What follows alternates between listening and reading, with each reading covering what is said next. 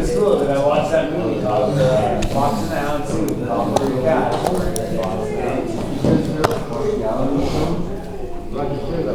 Tell me a story about Jonah. Something about a whale. That's great. He needs his grass. You get that? No, right there, yeah.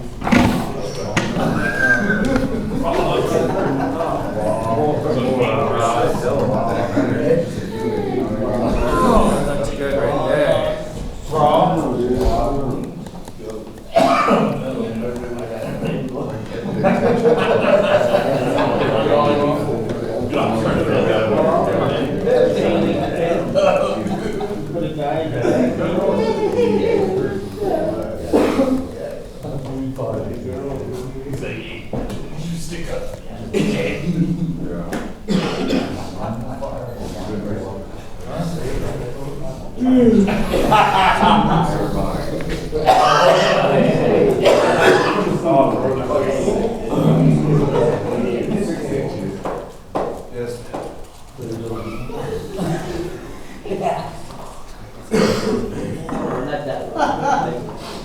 All right, reverence, guys.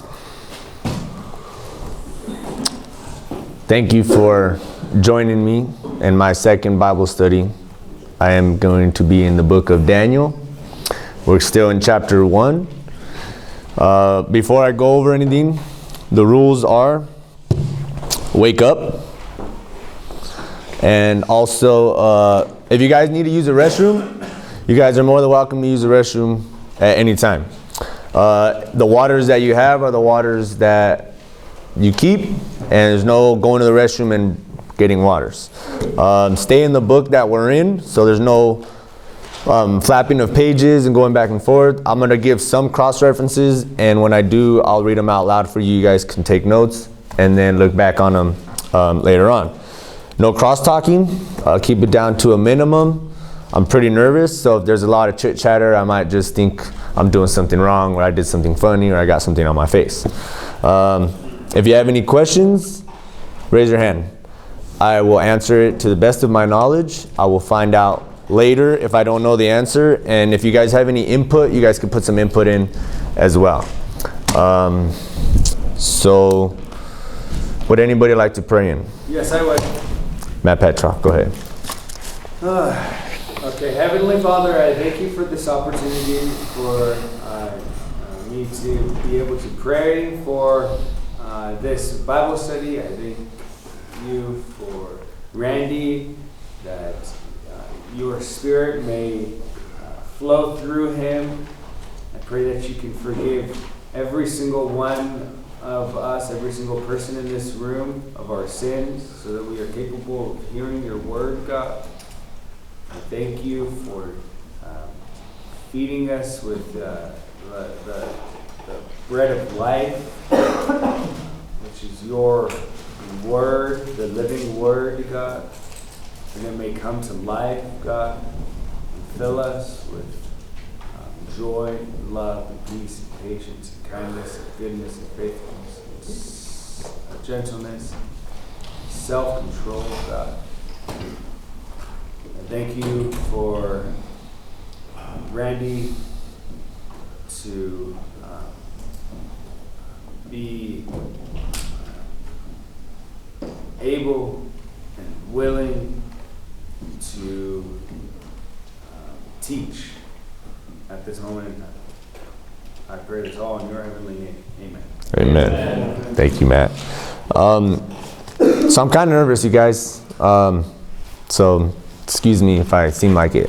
There's some people here who were not here for my last Bible study. So I'm going to go try to give a recap. But I would actually like, if it's okay, if you guys would mind going in your notes and participating in maybe some stuff that you guys have learned. And we can go over those things just for a few minutes. Because my goal is not just doing it just because I'm required to do this. My goal is to actually have you guys walk out of this room and say that you learned something.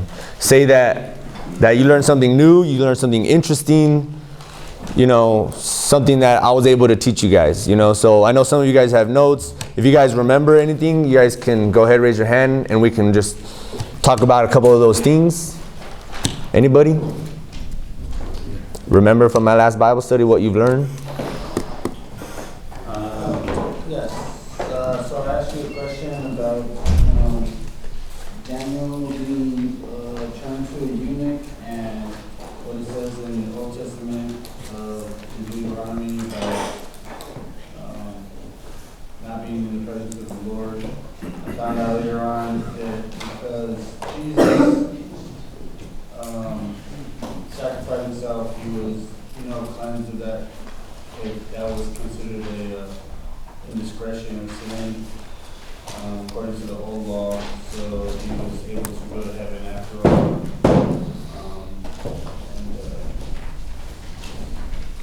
So about that, so one thing that we did learn was that Jesus came down and took people from Hades and brought them up to heaven. Another thing that when we asked Pastor Micah was that it wasn't necessarily they weren't allowed to go to heaven because they were eunuchs. It's just that they weren't allowed to go into the holy temple because they weren't cleansed, So because we learned that Daniel was in God's favor, and due to everything that happened to him, he was made a eunuch. I would like to still believe that he's up in heaven, that he went to heaven, that he's there with God, So that's just something that we've also learned. Ron, you had something? Yeah, God had promised that he would punish the people for not obeying, and he did. The Babylonians took over the city, and they were picking out the cream of the crop. That was Daniel and his friends. Yeah. They were going to make them into what the Babylonians want to use them for. Daniel put to the eunuch to give them a test on the diet, that way they could still eat what they would normally eat for their God. So they gave the test. Yeah, so that's a good one. So we learned that Josiah was this righteous king at this time, and he was trying to bring back God's laws, the faithfulness to God around this time. And basically, when he was overthrown, before him and after him, a lot of wickedness was around in Judah, where a lot of people were worshiping false gods and stuff like that. And God made these, we can thank God, because God is the one who pretty much brought all these people in reign who were not righteous, but he also does everything for a purpose. So sometimes we know that he allows suffering or something bad to happen just for the greater good. So something bad did happen. People were worshiping these false gods. They got punished because another ruler who was a ruthless ruler, who we learned was Nebuchadnezzar. He basically came in and overthrew Judah, took out everything he wanted to take, and took out, like how Ron said, the cream of the crop people. So he could use them for his own purposes over here. Now, so that was a good one. Does anybody remember what Daniel's name is? Sorry, Adam, you had one? It was written in 536 BC, if I remember correctly. Yes, it was written in 536 BC, and it took place from 605 to 536. Does anybody remember what Daniel's name means? Belteshazzar. Close. Not really, though. They protect the king?